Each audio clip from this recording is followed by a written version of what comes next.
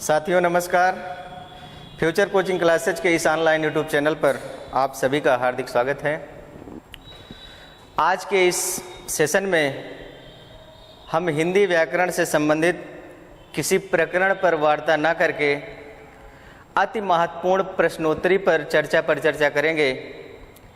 इन प्रश्नों के माध्यम से हम इनके उत्तरों को विस्तार से समझने का प्रयास करेंगे, जानने का प्रयास करेंगे, जो आपके प्रतियोगी परीक्षाओं में बेहद महत्वपूर्ण साबित होगा।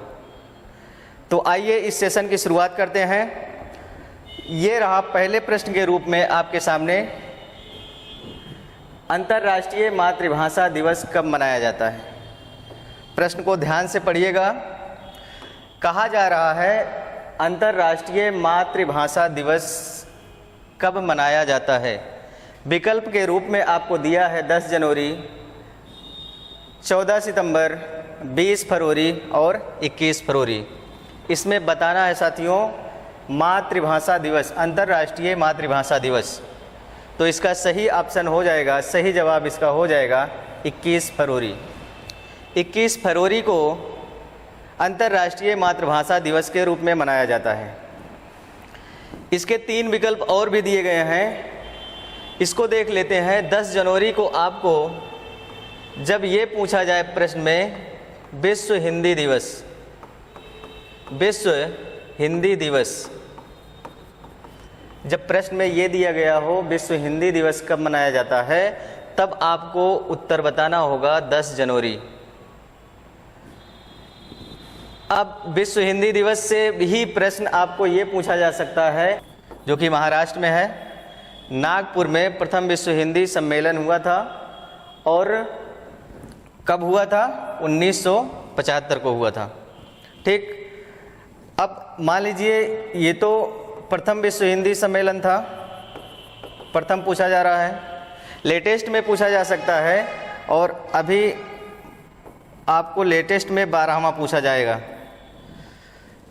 12वां विश्व हिंदी सम्मेलन कब मनाया जाना प्रस्तावित हुआ है, तो आप जानिएगा 15 से 17 फरवरी, 15 से 17 फरवरी 2023, यानी कि इसी महीने में आपको 12वां विश्व हिंदी सम्मेलन मनाए जाने की खबर मिलेगी। और इससे संबंधित प्रश्न आपको ये पूछा जा सकता है कि 12वां विश्व हिंदी सम्मेलन कहाँ मनाया जाएगा। तो आप जानते रहिएगा फिजी द्वीप। इस संदर्भ में हम एक वीडियो पिछली कक्षा में हम बना चुके हैं, आप उसको ध्यान से पढ़िएगा, देख लीजिएगा, यहाँ से और भी बातें कन्फर्म हो जाएंगी। 14 सितंबर एक डेट 14 सितंबर की आप लोगों के सामने दिख रही है। 10 जनवरी हो गया। अब 14 सितंबर की डेट हम जानते हैं कि हिंदी दिवस, हिंदी दिवस जब पूछा जाएगा आपको हिंदी दिवस कब मनाया जाता है, तो आपको ये डेट बतानी होगी 14 सितंबर। विश्व हिंदी दिवस पूछा जाएगा तो 10 जनवरी, और हिंदी दिवस यदि पूछा जाता है या राष्ट्रीय हिंदी दिवस तो आपको 14 सितंबर। 14 सितंबर को ही क्यों मनाया जाता है? उसका एक कारण ये है कि 14 सितंबर 1949 ईस्वी को संविधान में मान्यता प्रदान की गई थी। संविधान में मान्यता दी गई थी, यानी कि हिंदी भाषा को 14 सितंबर 1949 को ही मान्यता प्रदान की गई थी। तभी से 14 सितंबर को प्रत्येक वर्ष हिंदी दिवस के रूप में मनाया जाता है। विश्व हिंदी दिवस 10 जनवरी, 14 सितंबर हिंदी दिवस, और 21 फरवरी की डेट आपको बताना है अंतर्राष्ट्रीय मातृभाषा दिवस। ठीक, यहाँ तक बातें कन्फर्म हुई। आगे बढ़ते हैं। दूसरे प्रश्न के रूप में आपको दिख रहा है अनभिज्ञ का विलोम। अनभिज्ञ का विलोम बताना है। ऑप्शन 4 दिए गए हैं। पहला विकल्प है अज्ञ, दूसरा विकल्प है अभिज्ञ, तीसरा विकल्प है अभिज्ञ और चौथा विकल्प है प्रज्ञ। प्रज्ञ का मतलब विद्वान होता है या पंडित होता है या बुद्धिमान कह सकते हैं। तीसरा विकल्प अ उपसर्ग लगा है, यानी कि जो कुछ नहीं जानता है। अभिज्ञ इसका सही आंसर हो जाएगा। अनभिज्ञ का विलोम अभिज्ञ हो जाएगा, अज्ञ नहीं होगा। आ उपसर्ग लगा है और ज्ञा है, ज्ञा का मतलब कि जानने वाला, इसलिए अज्ञ अभिज्ञ प्रज्ञ ना हो करके आपका सेकंड ऑप्शन सही हो जाएगा, अभिज्ञ। अनभिज्ञ का विलोम क्या होगा, अभिज्ञ। अगला प्रश्न देखते हैं। अगले प्रश्न के रूप में आपको दिख रहा है भाषा की सबसे छोटी मौखिक इकाई क्या है। सबसे छोटी मौखिक इकाई विकल्प में दिया गया है पहला अक्षर, दूसरा विकल्प दिया गया है शब्द, तीसरा विकल्प दिया गया है वाक्य और चौथा विकल्प दिया गया है ध्वनि। आपको बताना है भाषा की सबसे छोटी मौखिक इकाई क्या होती है। जब कभी मौखिक इकाई पूछा जाएगा तो आप ध्यान दीजिएगा, मौखिक इकाई आपका ध्वनि होता है। क्या होती है, ध्वनि होती है। इस प्रश्न का सही उत्तर क्या हो जाएगा, ध्वनि। और इसके प्रश्न ऑप्शन को हम देख लेते हैं। जब पूछा जाएगा कि भाषा की सबसे छोटी लिखित इकाई क्या है,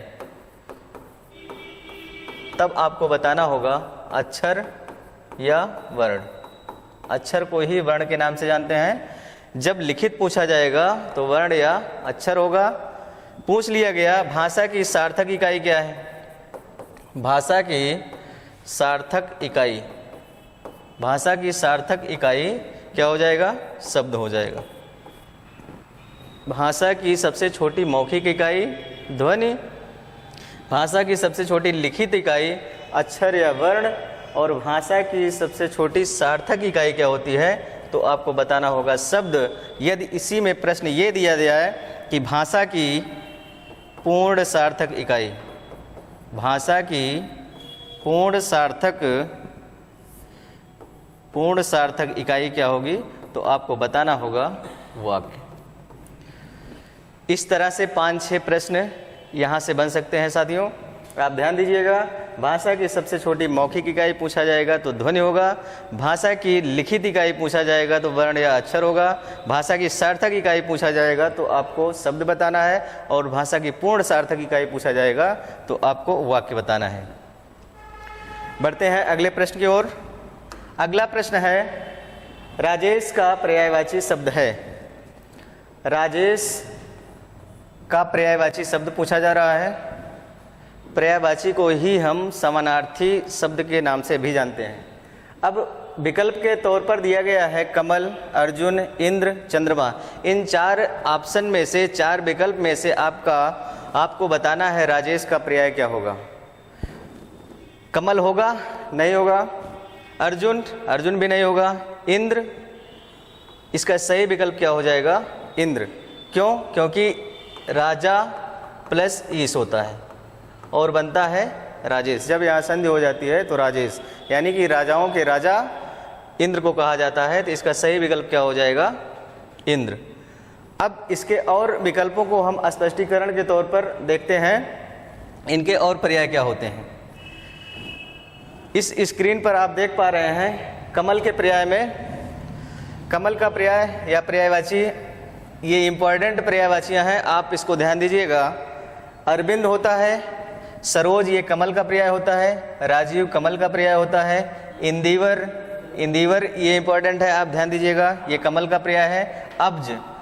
अब्ज भी ये कई बार पूछा गया है, अब्ज ये कमल का पर्याय है। साथ ही साथ कोकनद को भी हम कमल की पर्यायवाची में शामिल करेंगे। सरसिज भी कमल का होता है, कुवलय आदि ये सब पर्यायवाचियाँ कमल की होती हैं। और इसके अलावा यदि जल के पर्यायवाची के साथ जा जुड़ा गया हो, जल की पर्यायवाची के साथ, जैसे जल, वारि, नीर, तोय, अम्ब, सलिल, इन सब के साथ में आप जा जुड़ा देखेंगे तो सारी पर्यायवाची आपकी कमल की हो जाएगी। जा का मतलब उत्पन्न हुआ या पुत्र से लेते हैं, तो जल की पर्यायवाची के साथ आप जा यदि देखेंगे तो सारी पर्यायवाचियाँ किसकी हो जाएंगी, कमल की हो जाएंगी। उन पर्यायवाचियों के साथ आप अरविंद, सरोज, राजीव, इंदिवर, अब्ज, कोकनद, सरसिज, कुवलय आदि ये सब पर्याय कमल के ही हैं। दूसरे में देखते हैं, अर्जुन का दिया गया है इंद्रज, यानी कि अर्जुन इंद्र के पुत्र थे। जा का मतलब पुत्र होता है, ये उसी से इंद्रज बना है, ये अर्जुन का पर्याय है। कौंतेय ये कुंती के पुत्र थे, इसलिए कौंतेय बना है। धनंजय, सब्यसाची, पार्थ आदि ये सब पर्यायवाचियाँ किसकी हैं, अर्जुन की हैं। अगली पर्यायवाची हम इंद्र का, जैसा कि प्रश्न में पूछा गया था, सुरेंद्र जानते हैं, सुर प्लस इंद्र, सुरेश सुर प्लस ईश, देवेश देवताओं के ईश, अमरेश पुरंदर देवराज, मधवा सचीपति। सचीपति इनकी इंद्र की सची पत्नी थी, इसलिए उसी से सचीपद बना है।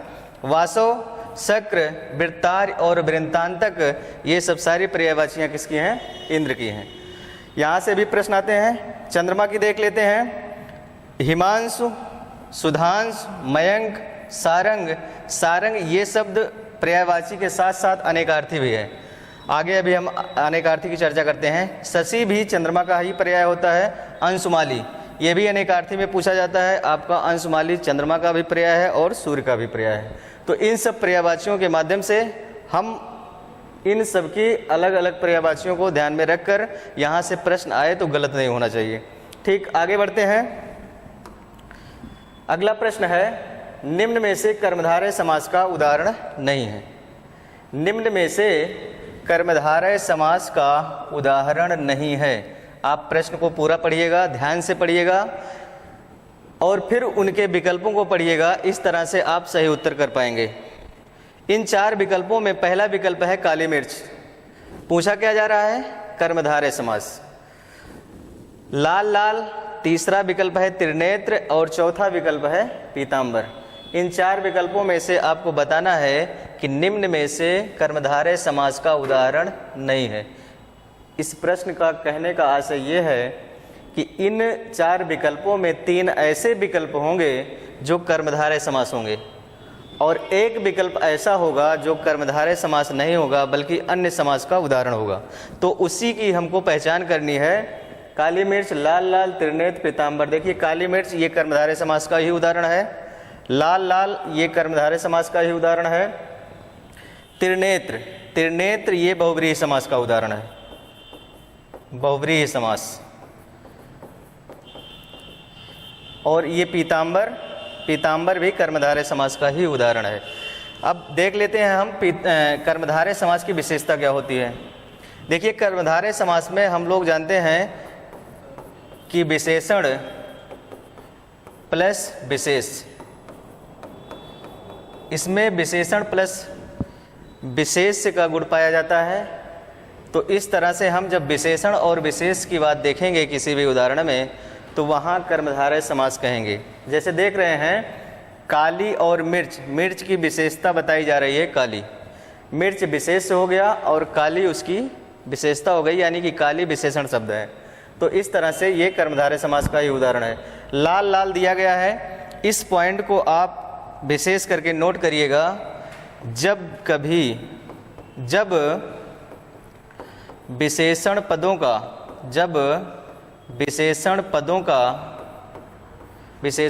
का दोहरान होता है, जब विशेषण पदों का दोहरान होता है तो वहाँ कर्मधारय समास होता है। जब विशेषण पदों का दोहरान होता है तो वहाँ कौन सा समास होता है?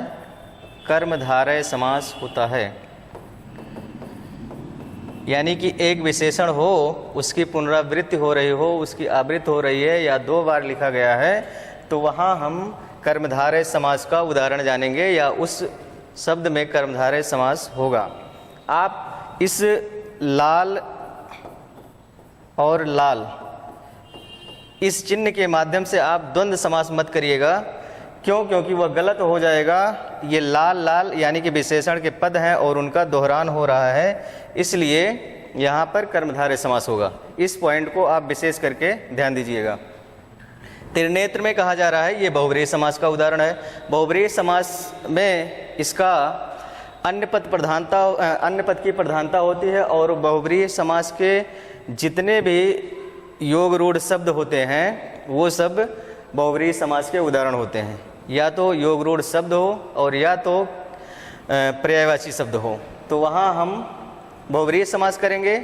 और बाकी इन तीनों ऑप्शन में कर्मधारय समास है, बाकी एक में नहीं है। तो इसका सही आंसर क्या हो जाएगा? त्रिनेत्र, इसका सही आंसर हो जाएगा। योग रूढ़ शब्द की बात की जा रही थी, तो योग रूढ़ शब्द क्या होते हैं? योग रूढ़ शब्द जो होते हैं वो संधि समास उपसर्ग और प्रत्यय से बने होते हैं।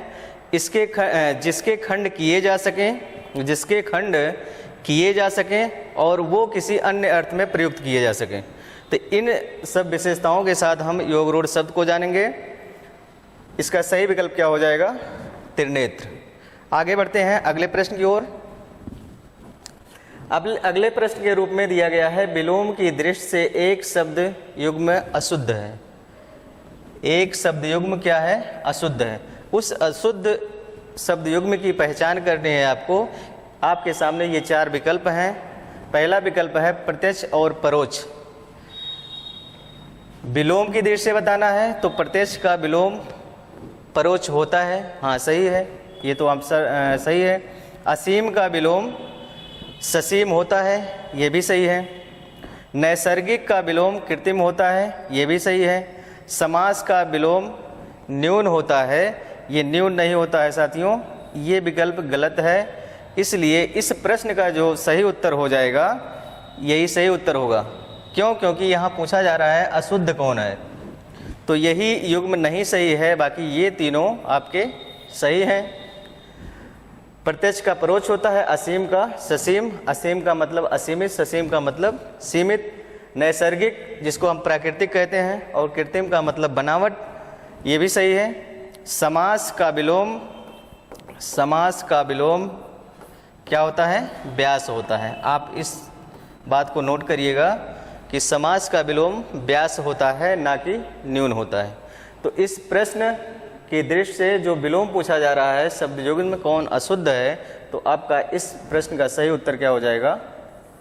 समास और न्यून। आगे बढ़ते हैं। सारंग शब्द किसका अनेकार्थी नहीं है? नहीं पूछा जा रहा है।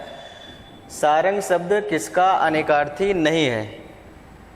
बादल का। पहले तो ये जान लीजिए कि अनेकार्थी शब्द क्या होते हैं, यानी कि एक शब्द के जब कई अर्थ प्रयोग में लाए जाते हैं तो वो शब्द क्या कहलाते हैं? अनेकार्थी कहलाते हैं। यानी कि शब्द एक होगा और अर्थ उसके अनेक होंगे। इसमें बताना है कि कौन सा नहीं है। ये 4 ऑप्शन है, 4 विकल्प है। पहला दिया गया है बादल, और दूसरा दिया गया है चंद्रमा, तीसरा दिया गया है सूर्य, और चौथा विकल्प दिया गया है उपर्युक्त सभी। तो सारंग शब्द का अनेकार्थी नहीं है। इसमें सही विकल्प आपका हो जाएगा उपरोक्त सभी। उपरोक्त सभी इसका, क्योंकि बादल का भी सारंग होता है, चंद्रमा भी सारंग का अनेकार्थी है, और सूर्य भी सारंग का अनेकार्थी है। तो ये बादल, चंद्रमा, सूर्य सारंग के ही अनेकार्थी हैं। और ये चीज़ आप जानते रहिएगा कि सारंग शब्द के लगभग 108 अर्थ प्रयोग में लाए जाते हैं। सारंग शब्द के 108 शब्द अर्थ प्रयोग में लाए जाते हैं। घोड़ा का, हाथी का, बिच्छू का, मोर का, सर्प का, सिंह का, इन सब के अनेकार्थी के रूप में सारंग को प्रयोग किया जाता है। सूर्य को भी कहते हैं, चंद्रमा। इस तरह से इसके 108 अर्थ प्रयोग में लाए जाते हैं। आप लोग ये भी जानते रहिएगा, ठीक। तो सारंग शब्द किसका अनेकार्थी नहीं है? इन विकल्पों में ऐसा कोई विकल्प नहीं है जो नहीं के अर्थ को प्रकट करे। तो इस तरह से ये सभी सही माने जाएंगे, उपरोक्त सभी। अगले प्रश्न की ओर बढ़ते हैं। अगले प्रश्न के रूप में आपको दिख रहा है इप्सित का विपरीतार्थक, विपरीत अर्थ देने वाला कौन सा शब्द है? पहला विकल्प है अनीप्सित, दूसरा विकल्प है इप्सित, और तीसरा विकल्प है अदीप्सित, चौथा विकल्प है कुप्सित। इन 4 विकल्पों के माध्यम से आपको बताना है इप्सित का विपरीत अर्थ देने वाला शब्द कौन सा है। तो आपको बताना होगा अनीप्सित। इप्सित का विलोम अनीप्सित होता है, ठीक। आगे बढ़ते हैं अगले प्रश्न की ओर। निम्न में से किरण का पर्याय नहीं है। पूछा जा रहा है कौन सा ऐसा विकल्प है जो किरण का पर्यायवाची शब्द नहीं है। तो किरण की पर्यायवाची में पहले विकल्प में दिया गया है मरीच, अंश, अंशुमाली, रश्मि। देखिए किरण का पर्याय नहीं है, पूछा जा रहा है, तो ये मरीच किरण का पर्याय है, अंशु किरण का पर्याय है, रश्मि भी किरण का पर्याय है, अंशुमाली ये किरण का पर्याय नहीं है। तो आपका सही विकल्प क्या हो जाएगा? तीसरा विकल्प जो अंशमाली का दिया गया है वो किरण का पर्याय नहीं है, बाकी तीनों ये किरण के पर्याय हैं। किरण के अन्य पर्याय में हम देख लेते हैं, कर का मतलब भी किरण होता है, अर्च का मतलब भी किरण होता है, गो इसका पर्याय है, रस में आप देख ही रहे हैं, रस में अंशु, मरीच, ये सब सारे पर्यायवाचियाँ किसकी हैं?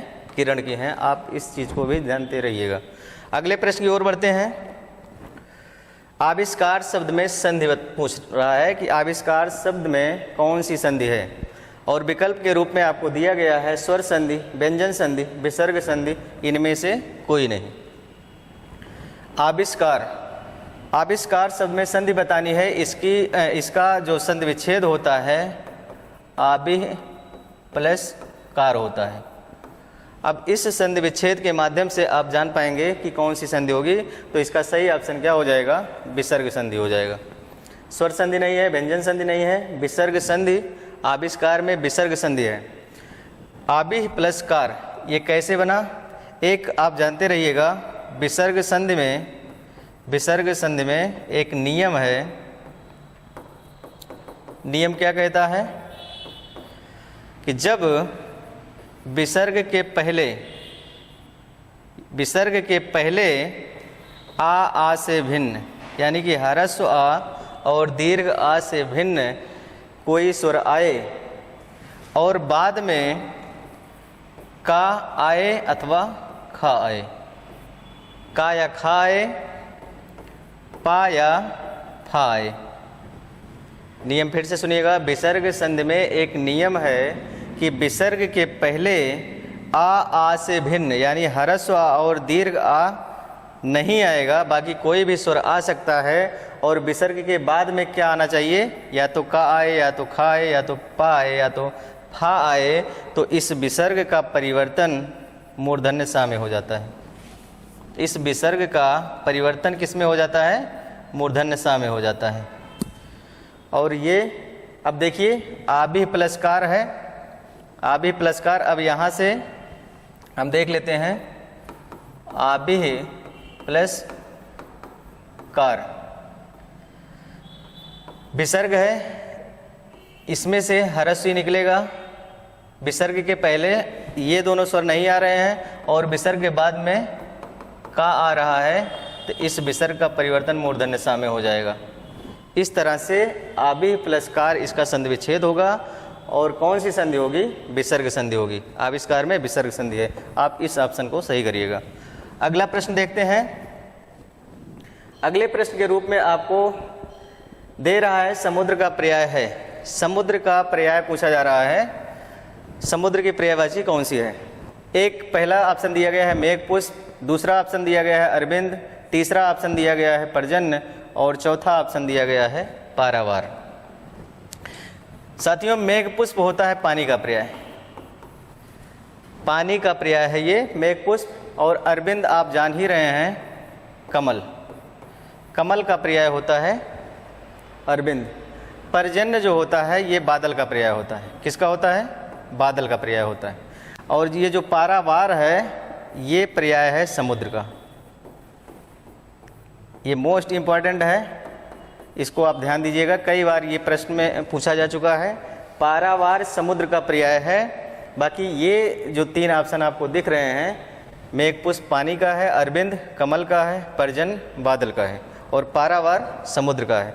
इसके साथ साथ हमने एक बात ये भी बताया कि यदि जल के साथ में जा जुड़ा है तो आप कमल की पर्यायवाची, यदि जल की पर्यायवाची के साथ में जा शब्द जुड़ा है तो आप बादल का करिएगा, बादल का पर्याय बन जाएगा। और जल की पर्यायवाची के साथ में यदि धी जुड़ा है तो आप समुद्र की पर्यायवाची करिएगा। जा का मतलब जन्म लेने वाला या उत्पन्न हुआ, दा का मतलब देना और धी का मतलब धारण करना या समाहित करना। तो जा को देखकर हम कमल के पर्याय को जानेंगे। पानी के पर्यायवाची के साथ में जा जुड़ा है तो कमल का, दा जुड़ा है तो बादल का, और धी जुड़ा है तो समुद्र का पर्याय होगा। इसके साथ साथ आप ये भी जानते रहिएगा कि पारावार समुद्र की पर्यायवाची है। यही ऑप्शन आपका सही होगा। बढ़ते हैं अगले प्रश्न की ओर। अगले प्रश्न के रूप में दिया गया है हिंदी का पहला समाचार पत्र। हिंदी का पहला समाचार पत्र है। ये 4 विकल्प हैं। इन चारों विकल्पों में आपको बताना है। पहला दिया गया है प्रिय प्रवास, दूसरा विकल्प दिया गया है उदंत मार्तंड, और तीसरा विकल्प दिया गया है परीक्षा गुरु, और चौथा विकल्प दिया गया है हिंदुस्तान। आपको बताना है हिंदी का पहला समाचार पत्र। तो इसका सही आंसर क्या हो जाएगा? उदंत मार्तंड। उदंत मार्तंड इसका सही आंसर हो जाएगा। यही उदंत मार्तंड हिंदी का पहला समाचार पत्र है। यह प्रश्न हिंदी में तो पूछा ही जाता है, साथ ही साथ अन्य परीक्षाओं में आपका जीएस के पार्ट में भी ये प्रश्न पूछ लिया जाता है कि हिंदी का पहला समाचार पत्र क्या था, तो आपका उदंत मार्तंड हो जाएगा। आइए इसके बारे में और डिटेल से समझते हैं। यदि बात की जाए कि इसका प्रकाशन कहाँ से होता है, तो आप बताइएगा कलकत्ता से होता है। इसका प्रकाशन कहाँ से होता है? कलकत्ता से होता है। सबसे पहला प्रकाशन कब हुआ था? तो 30 मई 1826 ईस्वी को। 30 मई 1826 ईस्वी को इसका पहला प्रकाशन हुआ था या पहला संपादन हुआ था। संपादक कौन है? संपादक हैं जुगुल किशोर शुक्ल जी। जुगुल किशोर शुक्ल जी इस पत्रिका के संपादक हैं। आप इस बात को भी ध्यान में रखिएगा। पूछा जा सकता है कि उदंत मार्तंड के संपादक कौन हैं? तो जुगुल किशोर शुक्ल, जो कि कानपुर के हैं, लेकिन प्रकाशन आपका ये कलकत्ता से होता है। और इसी 30 मई को आधार मानकर 30 मई को ही आधार मानकर 30 मई को 30 मई को हिंदी पत्रकारिता दिवस मनाया जाता है। हिंदी पत्रकारिता दिवस कब मनाया जाता है? 30 मई को। अब हमको 4 डेट ध्यान में रखनी है। पहला ये कि विश्व हिंदी दिवस कब मनाया जाता है? 10 जनवरी को। और दूसरा आपको पूछा जा सकता है कि हिंदी दिवस कब मनाया जाता है? तो 14 सितंबर को। तीसरा ये पूछा जा सकता है कि मातृभाषा दिवस कब मनाया जाता है? अंतर्राष्ट्रीय मातृभाषा दिवस, तो 21 फरवरी को। और चौथा आपको दिवस में ये पूछा जा सकता है कि हिंदी पत्रकारिता दिवस कब मनाया जाता है? तो 30 मई की डेट आपको ध्यान में रखनी है। कलकत्ता से इसका प्रकाशन होता है। ये साप्ताहिक पत्रिका है, ये भी जानते रहिएगा। साप्ताहिक पत्रिका है ये, और प्रत्येक सप्ताह के मंगलवार को इसका प्रकाशन होता है। कब होता है? प्रत्येक सप्ताह के मंगलवार को होता है। ये सब नहीं पूछा जाएगा, लेकिन ये पूछा जा सकता है कि इसके संपादक का क्या नाम है और प्रकाशन कब हुआ था। तो ये सब सारी बातें आप ध्यान में रखिएगा। इस प्रश्न का सही विकल्प क्या हो जाएगा? उदंत मार्तंड। परीक्षा गुरु ये हिंदी साहित्य का प्रथम उपन्यास है। आगे बढ़ते हैं। नारियल शब्द का तत्सम रूप है। नारियल शब्द का तत्सम रूप पूछा जा रहा है। तत्सम और तद्भव आप लोग पढ़े भी होंगे। इस तत्सम शब्द के रूप में आपको दिया गया है 4 विकल्प। पहला है, ये नरिकेल नहीं नारिकेल है, आप इसको ध्यान दीजिएगा, ये टाइपिंग मिस्टेक है। पहला नारिकेल, दूसरा नारियल, तीसरा नारिकेल और चौथा नारिकेला। इसमें तत्सम बताना है, तो आपका सही विकल्प क्या हो जाएगा? नारिकेल। नारियल का तत्सम रूप नारिकेल होता है। आप इस बात को ध्यान में रखिएगा। तत्सम और तद्भव क्या होते हैं? तत्सम शब्द आप जानते भी हैं कि संस्कृत भाषा के वह शब्द जो हिंदी भाषा में ज्यों के त्यों शामिल कर लिए गए हैं, उन्हें हम तत्सम शब्द कहते हैं। संस्कृत भाषा के वह शब्द जो हिंदी भाषा में ज्यों के त्यों शामिल कर लिए गए हैं वे तत्सम शब्द कहलाते हैं। अब आप सभी के सामने एक प्रश्न हम रख रहे हैं, इस प्रश्न का जवाब आप कमेंट बॉक्स में दीजिएगा। बताना है तत्सम शब्द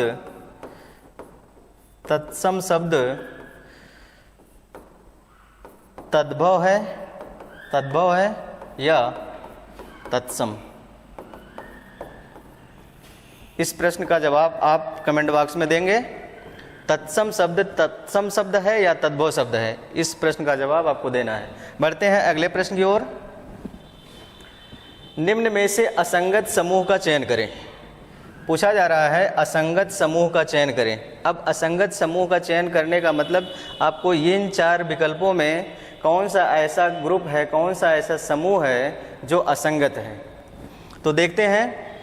पहला विकल्प दिया गया है सविता, आदित्य, मार्तंड, कंदर्प। दूसरा विकल्प दिया गया है नीरज, जलज, वारिज, अब्ज। तीसरा विकल्प दिया गया है रजनीश, राकेश, मयंक, सारंग।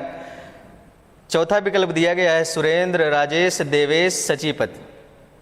यदि आप इसके पहले अभी हम एक जो लिस्ट दिखाए थे पर्यायवाची शब्दों का, यदि वहाँ पर आपका ध्यान रहा होगा, आप मनोयोग से इस कक्षा को देख रहे होंगे, तो आप इस प्रश्न को देखते ही आंसर सही कर पाएंगे। देखिए पहला सविता दिया गया है, आदित्य दिया गया है, मार्तंड दिया गया है। ये सब पर्यायवाचियाँ किसकी हैं? सूर्य की हैं। एक पर्यायवाची इसमें भिन्न है, कंदर्प। इसको देख लेते हैं। नीरज, देखिए जा लगा है नीर के साथ में। जलज, वारिज, अब्ज। अब्ज भी अभी पीछे मिला था। ये सब सारी पर्यायवाची किसकी है? कमल की है। फिर तीसरे विकल्प में दिया गया है रजनीश, राकेश, मयंक, सारंग। ये सब सारी पर्यायवाची किसकी है? चंद्रमा की। रजनीश, राकेश, मयंक, सारंग, ये सब पर्यायवाची किसकी है? चंद्रमा की है। सुरेंद्र, राजेश, देवेश, सचिपत, ये सब सारी पर्यायवाची किसकी है? इंद्र की है। तो ये इंद्र का हो गया, ये चंद्रमा का हो गया, ये कमल का हो गया। ये 3 पर्यायवाची तो सूर्य की हैं, लेकिन एक पर्यायवाची जो कंदर्प दिया गया है ये कामदेव का है। ये कामदेव का है, बाकी ये तीनों सूर्य के हैं। ये तीनों सेट आपके सही हैं और यही विकल्प क्या है? असंगत है। तो इसका आंसर हो जाएगा विकल्प नंबर 1 सविता, आदित्य, मार्तंड और कंदर्प। कंदर्प कामदेव की पर्यायवाची है। तो इस तरह से इस प्रश्न के उत्तर को हम कर पाएंगे। और आप अब परीक्षा का जो पैटर्न है इसी तरह से पूछा जा रहा है। आपको पर्यायवाचियों का सेट दे देगा, तब आपको वहाँ हर शब्द से आपको परिचित होना पड़ेगा, तभी आप उस प्रश्न के आंसर को कर पाएंगे। ठीक, आगे बढ़ते हैं। निम्न में से व्यंजन संधि की पहचान कीजिए। पूछा जा रहा है कि व्यंजन संधि निम्न में से कौन है? अब्ज दिया गया है, व्याप्त दिया गया है, मध्वर दिया गया है, सप्तर्ष दिया गया है। इन 4 विकल्पों में कौन सी संधि बतानी है? व्यंजन संधि। अब्ज में क्या व्यंजन संधि है? व्याप्त देख लीजिए। पहले हम इसका संधि विच्छेद कर देते हैं, उससे ये स्पष्ट हो जाएगा किस विकल्प में कौन सी संधि है। देखिए अब्ज का संधि विच्छेद होता है अप प्लस जा, अप प्लस जा। और यहाँ से देखिए ये पा है, इसको हम पा प्लस जा। अभी इसका जो प्रथम शब्द का अंतिम वर्ण है वो पा निकलेगा, उधर का जा निकलेगा। ऐसे ही व्याप्त में बी प्लस आप्त इसका संधि विच्छेद होता है। तो इसका जब वर्ण विस्तार किया जाएगा तो हरस ई आएगा और दीर्घ आ आएगा। इस मध्वरी का जब संधि विच्छेद किया जाएगा तो आपका हो जाएगा मधु प्लस अरि। इसका संधि विच्छेद हो जाएगा मधु प्लस अरि। अब देखिए इस शब्द से आपको हरस उ मिल जाएगा और इस शब्द से आपको मिल जाएगा हरस आ। इसका संधि विच्छेद देख लेते हैं। इसका संधि विच्छेद होता है सप्त प्लस ऋषि, सप्त प्लस ऋष और बनता है सप्तर्ष। यहाँ से आपका क्या आएगा? यहाँ से हम जब तोड़ेंगे इसको तो ता प्लस आ आएगा ना, तो यहाँ से आ निकल गया और इधर क्या है? री है। अब आप इनके माध्यम से देखिए और समझिए कि किसमें व्यंजन का योग हो रहा है। यदि व्यंजन का योग जिसमें हो रहा होगा तो वो उदाहरण किसका हो जाएगा, व्यंजन संधि का हो जाएगा। देखिए इसमें स्वर, ये भी स्वर है, ये भी स्वर है, ये भी स्वर है, ये भी स्वर है, री भी स्वर है, और इसमें देख रहे हैं ये व्यंजन है और ये भी व्यंजन है, इसलिए व्यंजन संधि का इसमें उदाहरण हो जाएगा अब्ज। तो व्यंजन संधि पूछा जा रहा है, आपका इसका सही विकल्प क्या हो जाएगा, अब्ज। अब्ज में व्यंजन संधि है और ये कमल का पर्याय भी है, आप इस बात को भी जानते रहिएगा। अगले प्रश्न की ओर बढ़ते हैं। अल्प प्राण वर्णों का असंगत समूह निम्न में से है। अल्प प्राण वर्णों का असंगत समूह निम्न में से है। पूछा जा रहा है कि अल्प प्राण वर्ण कौन होते हैं। आपको बताना है चा है, गा, न, द, क, प, य, ह, ल, म, ङ, ट, त, य, र, ल, ह। इस विकल्प के माध्यम से आपको बताना होगा कि अल्प प्राण वर्णों का कौन सा असंगत समूह है। यानी कि इसका मतलब कि 3 विकल्प ऐसे होंगे जो अल्प प्राण वर्णों के होंगे और एक विकल्प होगा जो कोई अन्य वर्ण उसमें जुड़ गया होगा या रख दिया गया होगा। तो देखिए च, ग, न, द ये अल्प प्राण वर्ण है, क, प, य, ल ये भी अल्प प्राण वर्ण है, म, ङ, ट, त ये भी अल्प प्राण का है, और इसमें देख रहे हैं एक वर्ण जुड़ गया है हा, इसलिए यह समूह जो होगा असंगत होगा। या, र, ल, वा होता तो आपका सही आंसर था, इसमें हा जोड़ दिया गया है, इसलिए ये हा जो होता है ये महाप्राण का वर्ण है। किसका वर्ण है, महाप्राण वर्ण का। प्राण या वायु के आधार पर वर्णों का जो विभाजन हुआ है अल्प प्राण और महाप्राण में, वहीं से ये प्रश्न है अल्प प्राण वर्णों का असंगत समूह बताना है। तो ये समूह ये पहला, दूसरा, तीसरा आपका समूह सही है, बाकी ये असंगत है, इसलिए इसका सही आंसर क्या हो जाएगा, या, र, ल, हा। पढ़ते हैं अगले प्रश्न की ओर। वा वर्ण का उच्चारण स्थान है। पूछा जा रहा है कि वा वर्ण का उच्चारण स्थान क्या है। उच्चारण स्थान से ये प्रश्न है कंठ प्लस तालु, कंठ प्लस ओष्ठ, दंत प्लस ओष्ठ, ओष्ठ प्लस तालु। वर्णों के उच्चारण स्थान आप लोग पढ़े होंगे, जानते भी होंगे। इसमें बताना है कि वा वर्ण का उच्चारण स्थान क्या है। आप पढ़े होंगे एक वकारो दंतोष्ठो, वकारो दंतोष्ठो, यानी कि व का उच्चारण स्थान दंत प्लस ओष्ठ से होता है। किससे होता है, दंत प्लस ओष्ठ से होता है, इसलिए इसका सही विकल्प क्या हो जाएगा, तीसरा विकल्प इसका सही आंसर हो जाएगा, दंत प्लस ओष्ठ। बढ़ते हैं अगले प्रश्न की ओर। देववर्ण में कौन सी संधि है। पूछा जा रहा है कि देववर्ण में कौन सी संधि है। वृद्ध संधि है, विसर्ग संधि है, गुण संधि है और यण संधि है। इन 4 विकल्पों के माध्यम से आपको बताना है देववर्ण में कौन सी संधि होगी। देखिए देववर्ण का संधि विच्छेद जो होता है देव प्लस ऋण और बनता है क्या, देववर्ण। यहाँ से आ जाएगा और यहाँ से री आ जाएगा। ह्रस्व अथवा दीर्घ आ के बाद यदि री आए तो दोनों के योग से क्या होता है, अर बनता है। और ये विशेषता या ये पहचान किस संधि का है, तो आप जानते रहिएगा गुण संधि का। किस संधि का है, गुण संधि का। ह्रस्व अथवा दीर्घ आ के बाद यदि री का योग होता है तो अर बनता है और बन जाता है वो गुण संधि का उदाहरण। तो देव प्लस ऋण ये बन क्या जाएगा, अर। अब यहाँ क्या बचा है, देव, और उधर क्या, ये आ इसमें मिल जाएगा, ये पूरा हो जाएगा देव। आधा रा है और उधर ड़ा है, ये रा रेफ में जब बदलेगा तो लग जाएगा इस पे अड़ा पे और बन जाएगा क्या, देववर्ण। तो इसका सही आंसर क्या हो जाएगा, गुण संधि। देववर्ण में कौन सी संधि है, गुण संधि, इसका सही विकल्प हो जाएगा। बढ़ते हैं अगले प्रश्न की ओर। अगले प्रश्न के रूप में आपको दे रहा है अस्थावर का विलोम शब्द है।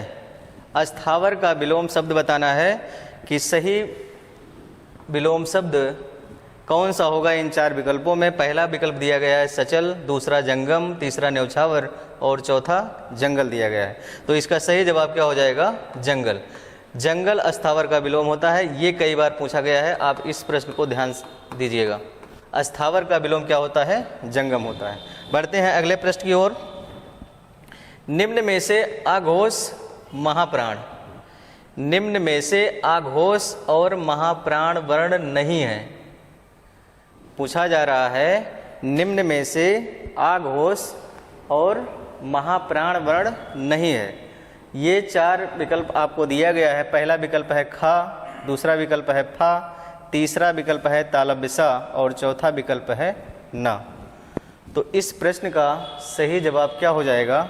चौथा विकल्प न अघोष और महाप्राण वर्ण नहीं है। बाकी खा भी अघोष और महाप्राण में आता है, फा भी अघोष और महाप्राण में आता है, सा अघोष और महाप्राण में आता है और ना जो है वो अघोष और महाप्राण वर्ण नहीं है। इसलिए इसका सही आंसर क्या हो जाएगा? ना हो जाएगा। इसके स्पष्टीकरण को देखते हैं। आप देख पा रहे हैं अघोष और साघोष वर्णों का अलग अलग विभाजन है और इन अघोष और साघोष में हम किन किन वर्णों को ध्यान में रखेंगे और ये पहचान कर पाएंगे कि कौन से वर्ण अघोष हैं और कौन से साघोष हैं। तो देखिए, हर वर्ग का पहला और दूसरा वर्ण, हर वर्ग का पहला और दूसरा वर्ण क्या होता है? अघोष वर्ण होता है। का, ख, च, छ, ट, ठ, त, थ, पा, फा और साथ ही साथ आप इन तीनों वर्णों को भी ध्यान में रखिएगा। तीनों सा जो हैं ये भी अघोष वर्ण होते हैं। साघोष कौन कौन से होते हैं? पहला और दूसरा जब साघोष हो गया तो हर वर्ग में 5 वर्ण हैं, 3 जो बचते हैं यानी कि तीसरा, चौथा और पांचवा। तृतीय, चतुर्थ और पंचम वर्ण जो होते हैं वो साघोष या घोष होते हैं। ग, घ, ङ, च, छ, ज, ड, ढ, ढ़, द, ध, न, ब, भ, म।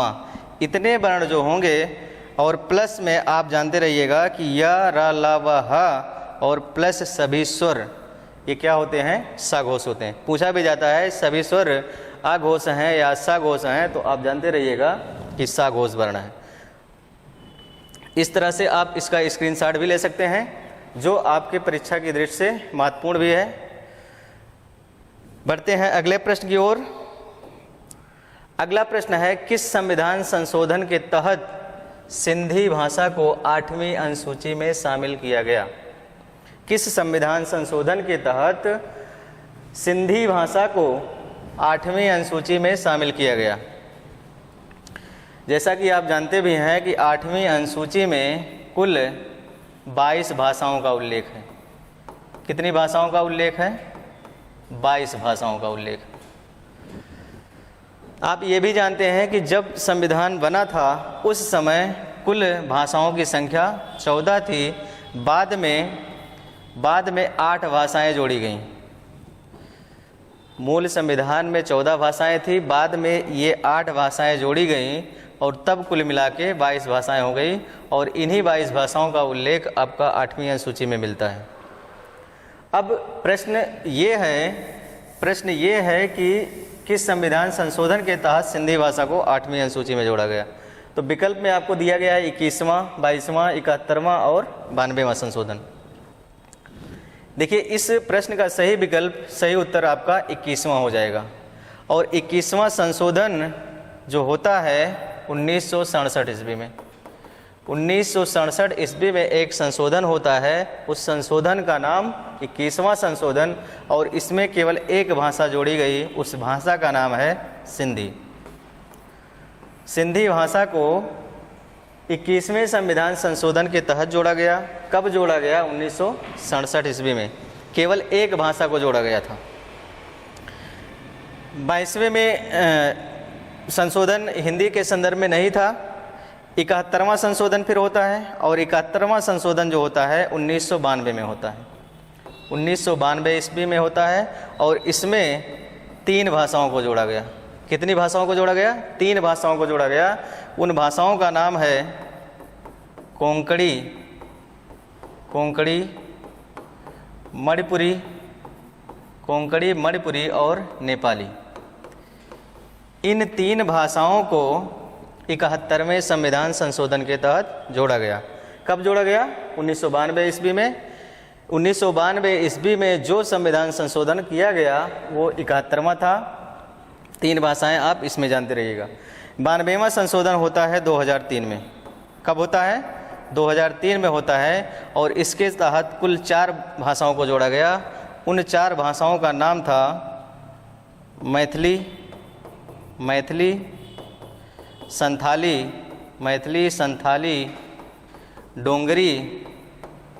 डोंगरी और बोडो। मैथिली, संथाली, डोंगरी और बोडो, इन 4 भाषाओं को 92वां संशोधन में जोड़ा गया। 2003 में हुआ, 4 भाषाएं जोड़ी गई। 4, 3, 7, 1, 8 भाषाएं बाद में जुड़ी और पहले 14 थी। 14, 8, 22 हो जाता है, जो कि इस 8वीं अनुसूची में 22 भाषाओं का उल्लेख मिलता है। तो इस प्रश्न का जो सही आंसर है, सही जवाब है 21वां संशोधन। आप जानते रहिएगा। बढ़ते हैं अगले प्रश्न की ओर। दुर्घटना का दृश्य देखकर नीलिमा का कलेजा पसीज गया।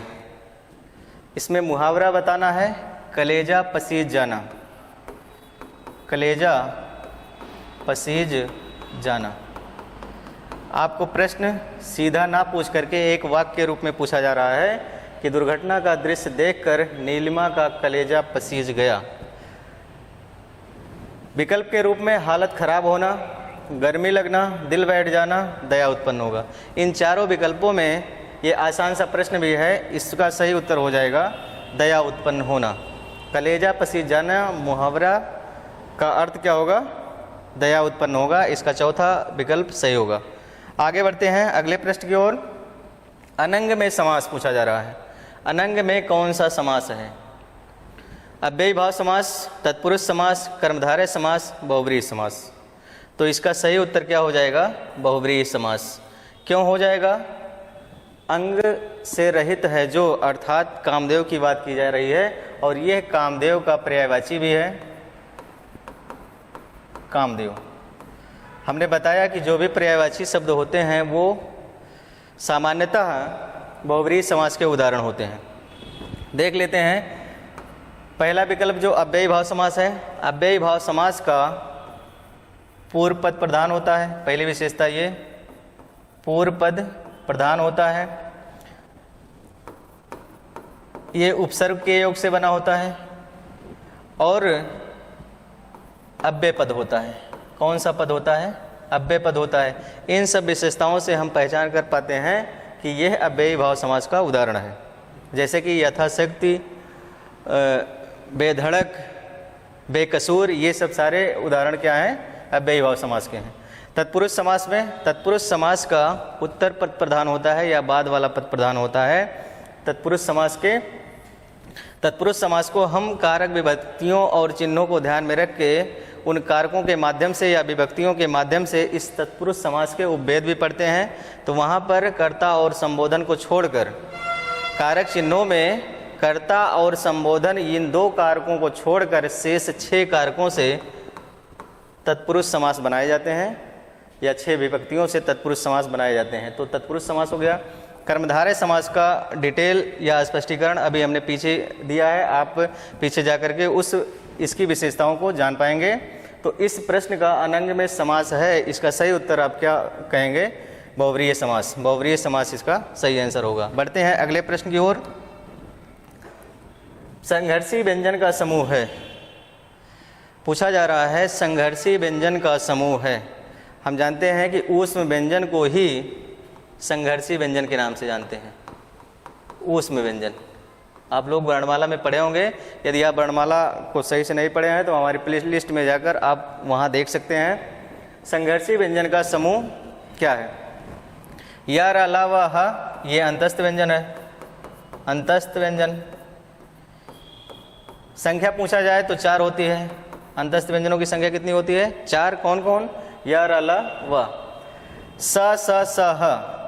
ये सा सा सा जो दूसरा विकल्प दिख रहा है यही संघर्षी व्यंजन का समूह है और इसको हम ऊष्म व्यंजन के नाम से भी जानते हैं। इनमें भी वर्णों की संख्या पूछी जाए तो 4 ही बतानी है। तीनों सा हैं और हा, ये चारों वर्ण क्या हैं? संघर्षी व्यंजन या ऊष्म व्यंजन। छ त्र ज्ञ स्रा ये संयुक्त व्यंजन है। जब संयुक्त व्यंजन पूछा जाए तो आपको बताना होगा छ त्र ज्ञ स्रा ये 2 वर्णों के योग से बने हैं, इसलिए इसको संयुक्त व्यंजन कहा जाता है। वर्णों की संख्या पूछी जाए तो आपको बतानी होगी, इसकी भी संख्या 4 होती है। तो इस तरह से संघर्षी व्यंजन का कौन सा समूह होगा? स स स ह, इसका दूसरा विकल्प सही आंसर हो जाएगा। बढ़ते हैं अगले प्रश्न की ओर। अगले प्रश्न के रूप में आपको पूछा जा रहा है स्वर और व्यंजन के बीच की कड़ी। स्वर और व्यंजन के बीच की कड़ी कहा जाता है। ये 4 विकल्प हैं। इन चारों विकल्पों के माध्यम से आपको बताना है कि बताना है स्वर और व्यंजन के बीच की कड़ी क्या होगी। पार्श्विक, लुंठित, अयोगवाह, उच्छिप। तो आसान सा प्रश्न है। अयोगवाह को हम स्वर और व्यंजन के बीच की कड़ी कहते हैं। अब प्रश्न ये होता है, मान लीजिए पूछ लिया गया कि अयोगवाह किसे कहते हैं या कौन कौन से वर्ण आते हैं, तो आप जानते रहिएगा कि अयोगवाह अनुस्वार और विसर्ग को क्या कहा जाता है? अयोगवाह कहा जाता है। अनुस्वार के रूप में एक वर्ण आता है अंक और विसर्ग के रूप में आहा, जिसका उच्चारण हा के योग में करते हैं, आहा।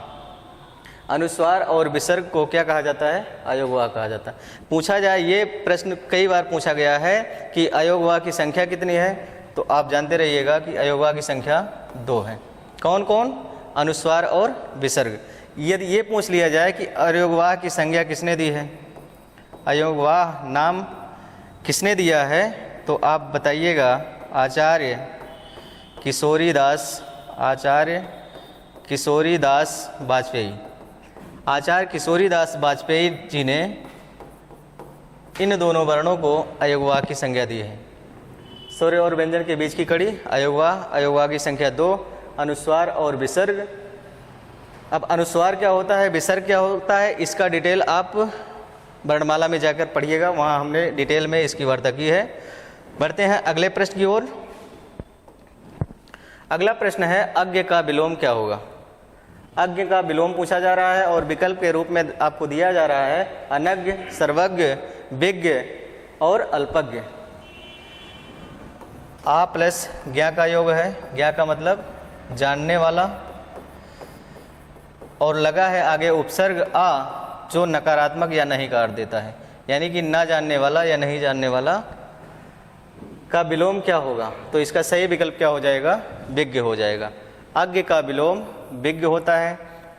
अनज्ञ दिया गया है, ये इसी का समानार्थी है। सर्वज्ञ दिया है, यानी कि सब कुछ जानने वाला। अल्पज्ञ दिया है, जो थोड़ा जानने वाला हो। थोड़ा जानने वाले को हम अल्पज्ञ कहते हैं। तो इस प्रश्न का सही जवाब क्या हो जाएगा? विज्ञ। तीसरा विकल्प इसका सही आंसर होगा। बढ़ते हैं अगले प्रश्न की ओर। शार्दूल पर्यायवाची है। पूछा जा रहा है शार्दूल पर्यायवाची है, इसको मोस्ट इंपॉर्टेंट करिएगा, ये कई बार पूछा गया है। शार्दूल पर्यायवाची किसकी है? गधा का, सर्प का होगा क्या, सिंह का होगा, भौरा का? इन 4 विकल्पों में आपको बताना है। तो गधा का शार्दूल पर्यायवाची नहीं होता है, सर्प का भी नहीं होता है, सिंह का होता है। तीसरा विकल्प इसका सही आंसर हो जाएगा, शार्दूल का पर्यायवाची सिंह, या सिंह की पर्यायवाची क्या होती है? शार्दूल होते हैं। गधा में आप जानते रहिएगा गदर्भ, दूसर, बैसाख नंदन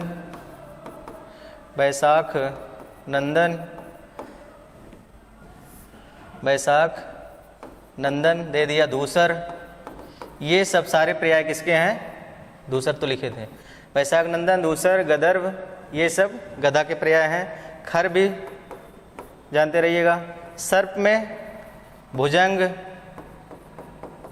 ब्याल, पन्नग, ये सब सारे पर्याय किसके होते हैं? सर्प के होते हैं। सिंह का क्या होता है? एक नाहर का पूछता है। नाहर सिंह की पर्यायवाची है, शार्दूल जान ही रहे हैं। और केहरी या केसरी, वनराज, मृगेंद्र, ये सब सारी पर्यायवाचियाँ किसकी हैं? सिंह की हैं। भौरा का आप जानते हैं, मिलिंद पूछ लेता है, मिलिंद किसका पर्याय है? तो आप बताइएगा भौरा का पर्याय है। इसमें एक इम्पॉर्टेंट द्विरेफ पूछता है, द्विरेफ किसकी पर्यायवाची है? तो ये भौरे की पर्यायवाची है। भृंग भी भौरे का पर्यायवाची। इन दोनों को आप ध्यान में रखिएगा, द्विरेफ और मिलिंद, ये भौरे का पर्याय है। अगले प्रश्न की ओर बढ़ते हैं। कागजी घोड़े दौड़ाना मुहावरे का क्या अर्थ होगा? कागजी घोड़े दौड़ाना, इस मुहावरे का आपको अर्थ बताना है। विकल्प के रूप में आपको दिया गया है नकली घोड़े दौड़ाना, बहुत परिश्रम करना, व्यर्थ की लिखा पढ़ी करना, जांच पड़ताल करना। इन चारों विकल्पों में से इसका सही उत्तर क्या हो जाएगा? पूछा जाना है इसका अर्थ क्या होगा, तो व्यर्थ की लिखा पढ़ी करना इसका सही आंसर हो जाएगा। कागजी घोड़े दौड़ाने का अर्थ क्या होगा? व्यर्थ की लिखा पढ़ी करना। बढ़ते हैं अगले प्रश्न की ओर। निम्न में से शुद्ध वर्तनी नहीं है। वर्तनी पूछा जा रहा है और कहा जा रहा है कि कौन सा ऐसा विकल्प है जो जिसमें शुद्ध वर्तनी नहीं है। उज्ज्वल एक ऑप्शन दिया गया है, उज्ज्वल, और दूसरा दिया गया है कवयित्री, और तीसरा दिया गया है पूजनीय, चौथा विकल्प दिया गया है ज्योत्सना।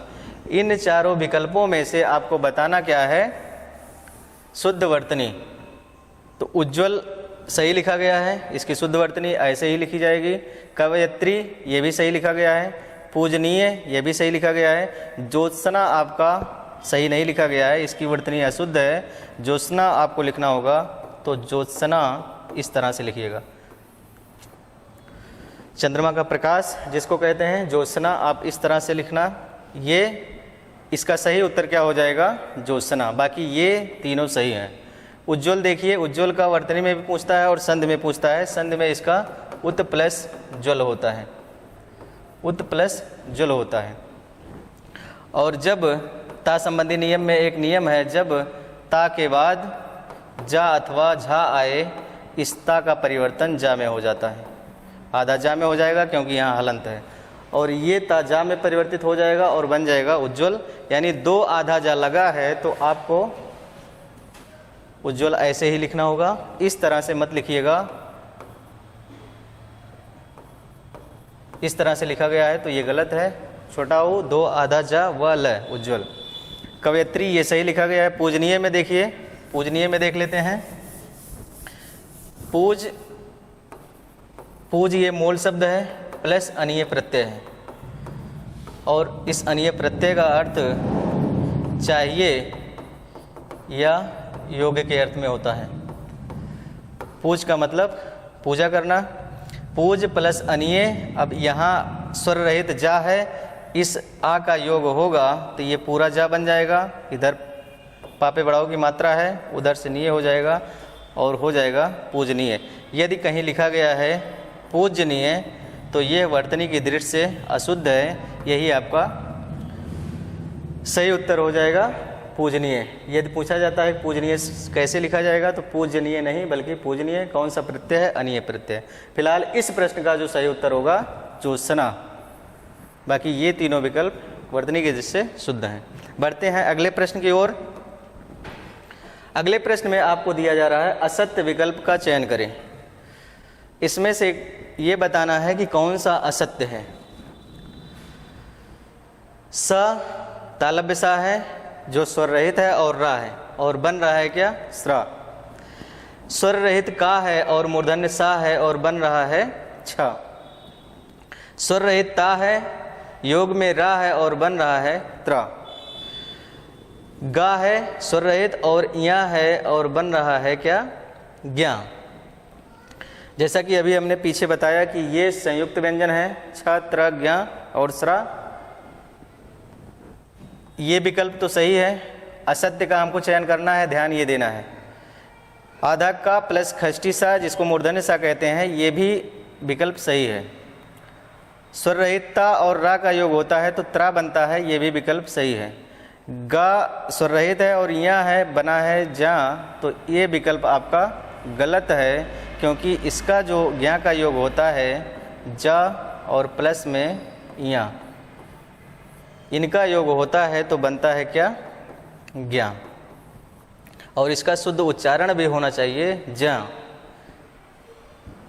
जा प्लस इया का योग है, जा इसका शुद्ध उच्चारण होना चाहिए। तो इस तरह से इसका सही विकल्प क्या हो जाएगा? चौथा विकल्प इसका सही उत्तर हो जाएगा, छ त्र ज्ञ स्र।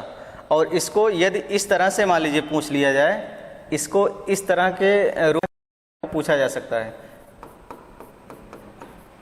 इसी से हर्ष स्वर को बाहर कर देगा, ये स्रा हो जाएगा। का है प्लस क्या है? मूर्धन्य सा है, इसमें से स्वर को बाहर कर देंगे तो आपका बन जाएगा छ। और ता है प्लस रा है, आ है और बन जाएगा त्र। और ये सही विकल्प इसमें होगा ज प्लस या प्लस आ, ये बन जाएगा क्या? ज।